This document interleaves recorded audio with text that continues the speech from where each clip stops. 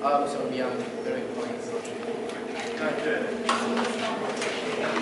First off, racism and profiling are not the same thing. Okay, just because I go to Compton and I see a lower economic area from the geographic background, and I see a lot of African Americans, doesn't mean I'm going to go, you know what? If you're African American, you're from Compton, you're a criminal. I'm going to pull you over. That's not what I'm doing. I'm looking at them and I'm going, you know what? If there was a recent crime of a robbery of a low area, you know what? I'm going to probably prioritize these guys. Why? Because statistically speaking, regardless of what it is, with these accurate statistics that we have garnered over years, I will be able to say, you know what, who's the most likely suspect? I will say that. Also, we're a progressive society.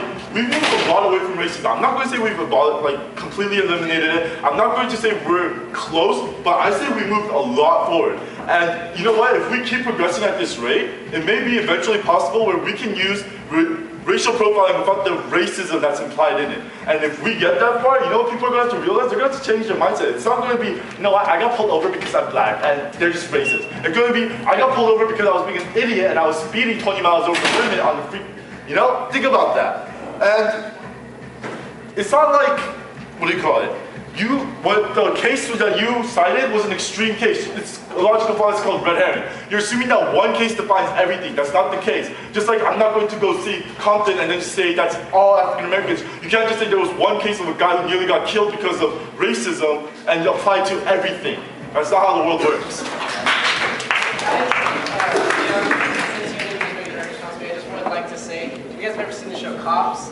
Usually you have a cop and he's rolling by and he's like, just gonna pull this guy over, you know, routine traffic stop. I think one of his brake lights was out. You know, we're just gonna stop him. Routine traffic stop. You know, 3 bags of cocaine in his car. What? He was black and he had cocaine in his car. I was just pulling him over to check and see if his brake light was out. Yeah, they have a lot of missing brake lights on Cops, guys.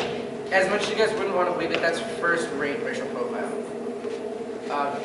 So points. I'm not deciding completely on the issue because I've been hearing a lot of good arguments about racial profiling. But what I wanted to point out was one flaw about racial profiling. Say you're at an airport terminal, and you have a 60% white population moving through the terminal, and a 20% say Middle Eastern population. Now, if you're focusing on that 20% Middle Eastern population, and say there's a terrorist in the white population, if you're focusing on the wrong people because you're racially profiling, then you miss that one guy, which is exactly what happened in the Netherlands. I don't know if you heard about this couple, I think back in July, when that guy from the Netherlands went on a killing spree and blew up a school. So I think you should put that into consideration, that you can miss the important parts when you're racial profiling.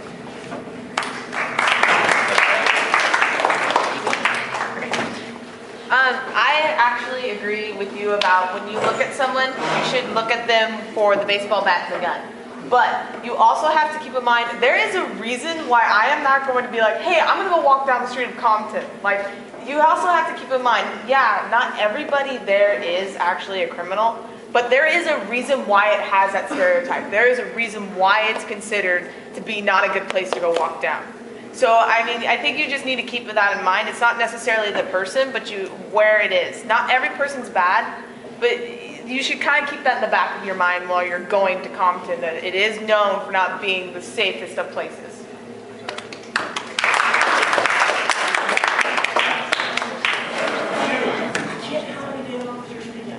Okay, it's fine. Last time, make it 30 seconds. No, it's fine. No, I'm serious, this is last time, 30 seconds. Go. No, Okay, next. A lot of these, I think what we need to start doing is that it's not the police's fault that they're racially profiling, it's the races involved. If we want to stop racial profiling, we need to do it on an individual level and say, maybe I shouldn't be part of that racial statistic.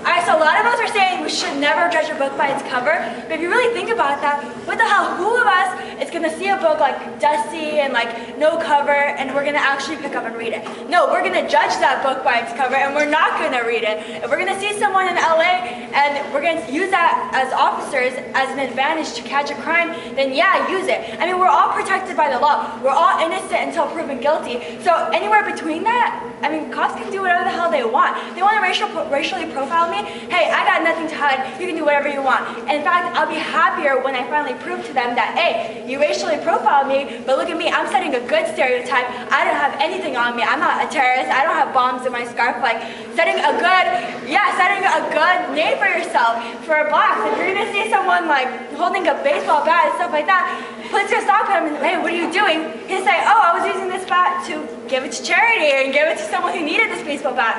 You know, like fixing the paradigm and all of that. So that's what I'm saying. I would judge a book by its cover.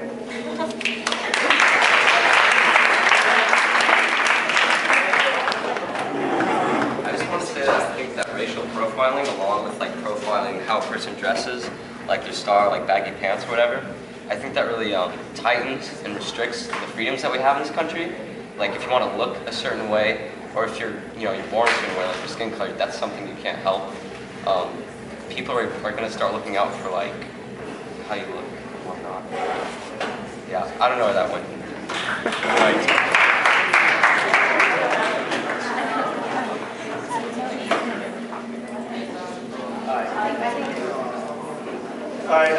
Well, yeah. So about racist profiling. Guys, face it, every single person in here is racist. In your minds, not literally, but in your minds. When you think of an Arab, you think of a terrorist. When you think of a Mexican, you think of a gator. When you think of a black person, you think of a gangbanger. So, no, when you said judge a book by its cover, we all do. Our president does, everyone does, a cop does. And guess what, Marty? You said a cop could do whatever he wants. Well, so can I. I could go buy a gun right now and shoot someone. That's whatever I could do. I could shoot a cop, whatever. But when we racial profile, our priest in our church, he was racial profiled. Guess for what? Because of his name. He was put on the no-fly list. He had plans to go see his family in Germany this summer, but guess what? He couldn't, just because of his name. Mustafa something. Who cares? We all racial profile. If it works, I don't know. If it doesn't work, it probably doesn't. Our founding fathers were racist. They had slaves, majority of them. But guess what? Our country was built off that, so we're going to continue abiding by that.